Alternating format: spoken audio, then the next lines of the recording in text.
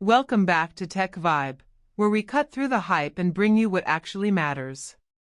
Today, I'm taking you through everything we know so far about the upcoming MacBook Pro M5, from release timing to upgrades, features, and whether it's worth the wait. Here's a hook. Apple is reportedly getting ready to ramp up production, but several sources now suggest the MacBook Pro M5 won't arrive until early 2026. So if you're waiting to upgrade, this could be one of those wait or buy now decisions you'll regret. Talk about timing. Rumors initially pointed to a launch in late 2025, possibly around October or November. But more recent leaks hint that delays in chip yields and supply chain constraints are pushing the release into Q1 2026. Some insiders hint mass production will begin late 2025, which would align with a reveal before or around the new year. The shifting timeline is itself a sign. Apple seems cautious to get the M5 transition smooth rather than rushed. So, what's really changing? At the heart of it all is the M5 silicon. While we shouldn't expect a radical redesign, this chip is rumored to bring meaningful gains in efficiency, single-core and multi-core performance, and better graphics processing. Some leaks point to 10 to 15% uplift over M4 in real tasks, though others caution that in everyday workflows the jump might feel modest. The real boost may come in power efficiency, less heat, longer performance under sustained load, something pros will care about a lot. Another potential upgrade, Wi-Fi 7, moving wireless speeds and connectivity into the next tier.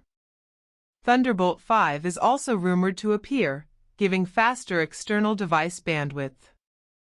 The M5-equipped MacBook Pro might also adopt newer versions of Bluetooth and internal controllers to support Apple's evolving ecosystem. Design changes? Don't expect anything dramatic. The look and build are likely to remain largely the same slab design, same displays, 14.2-inch and 16.2-inch, same chassis thickness. Apple seems to be reserving a redesign push, OLED panels, touch support, etc., for the M6 generation down the road.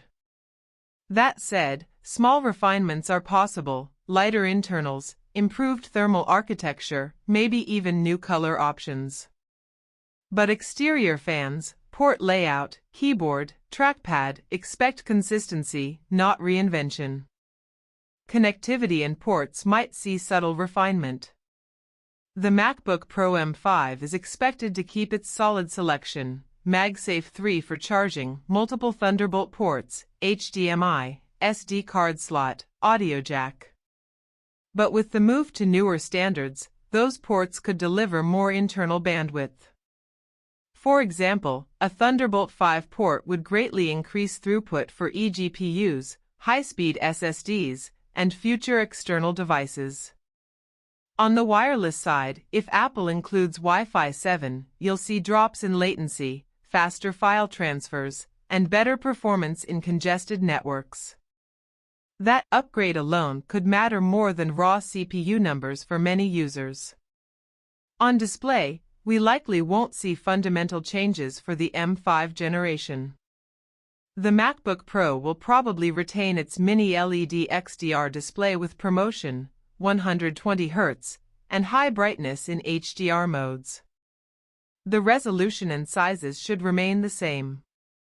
If Apple wants to push big display upgrades, that may wait for the M6 generation with OLED and touch features.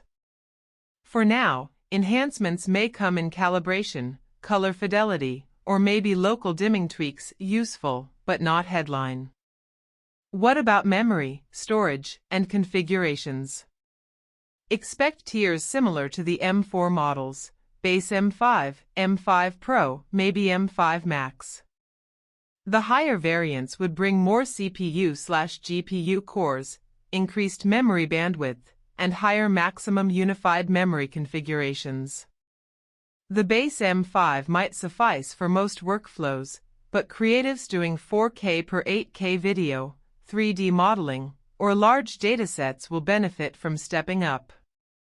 Storage options should remain generous as fast SSDs with high throughput, and perhaps Apple will allow more flexibility in configurations this time around. Software will be a big part of the story. The MacBook Pro M5 is expected to launch alongside or after macOS Tahoe, which brings new visuals, performance improvements, and deeper support for generative AI and Apple Intelligence. Some features in macOS may be gated to newer hardware, giving the M5 models advantages that older Macs won't fully unlock. Users may see better multitasking, smarter system behavior, and more fluid creative workflows optimized for the new chip. If Apple leans hard into AI features locally, rather than cloud-based, the MacBook Pro M5 will need that horsepower to deliver. Battery life is a tricky subject for a Pro machine. The physical battery size might not increase. Apple tends to hold capacity steady in laptops unless the chassis changes, but efficiency gains from the M5 chip are expected to improve real-world battery performance. That means you might see longer video playback, more hours of light workloads, and less throttling under heavier loads. Because laptops are always a balance between performance and endurance, the M5's gains in efficiency could make the difference in real day-to-day use. Now, here's another hook. Is this upgrade worth skipping your current MacBook Pro? If you already own an M4-based Pro, the improvements might not feel revolutionary. But for older machines, say anything before M2 or earlier Intel Macs, the boost in speed, efficiency, and future readiness can be compelling. And considering macOS support will eventually favor newer models more, the M5 might extend your usable lifespan. But if you're eyeing the future M6 with OLED, touch, and more ambitious upgrades, waiting might be smarter, though you'll have to weigh release risk versus usable gains today. There's also talk of how Apple positions pricing. Leaks suggest Apple might not shift the base price as much, keeping the 14-inch and 16-inch models within familiar ranges, at least initially. But added features, higher-tier chips, or limited availability of premium parts could push prices upward for Pro configurations. Apple needs to balance attracting enthusiasts and keeping the product competitive with premium Windows alternatives. We should also consider ecosystem synergies. The M5 MacBook Pro will likely be more tightly integrated with iPads, iPhones, Apple Vision products, and external displays. Expect better continuity, faster handoff, perhaps even shared AI tasks across devices. As Apple builds out its AI and generative tools, having more capable hardware in Macs will help deliver that experience more smoothly. The M5 Pro might also unlock features like better external GPU support, improved video workflows, and faster processing for media, gaming, or development tasks. It's important to acknowledge potential limitations.